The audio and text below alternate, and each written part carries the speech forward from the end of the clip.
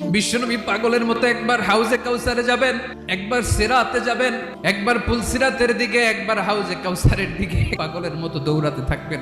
তার কোনো গুনাহগার উম্মত যাতে জাহান্নামে ঢুকে না যায়। কিয়ামতের ময়দানে মানুষগুলো পাগল পাড়া হয়ে আল্লাহর নবী সাইয়েদনা আদম আলাইহিস সালামের কাছে যেয়ে বলবে, ও আদম নবী, আপনি দুনিয়ার বুকে প্রথম নবী, আপনি আল্লাহরে যে সুপারিশ করেন যেন আল্লাহ বিচার শুরু করে। আদম আলাইহিস সালাম বলবেন, আমি পারবো না, তোমরা সবাই মিলে বনি ইসরাইলের নবী মূসা আলাইহিস সালামের কাছে যাও। মানুষগুলো বলবে, বাঁচার কোনো উপায় নাই, 50,000 বছর মানুষ এরকম দৌড়াবে, আল্লাহ যদি বিচারটা শুরু করতো, যা হবার হবে, আগে বিচার শুরু করুন। বিচারই শুরু হয় না।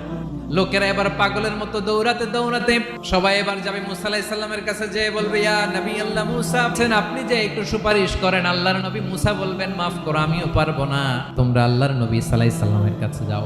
ঈসা আলাইহিস সালামের কাছে যাবে, যে বলবে, নবী ঈসা, আজকের এই কঠিন বিপদের দিনে আপনি আমাদের সাহায্য করেন। আল্লাহর কাছে যে বলেন যেন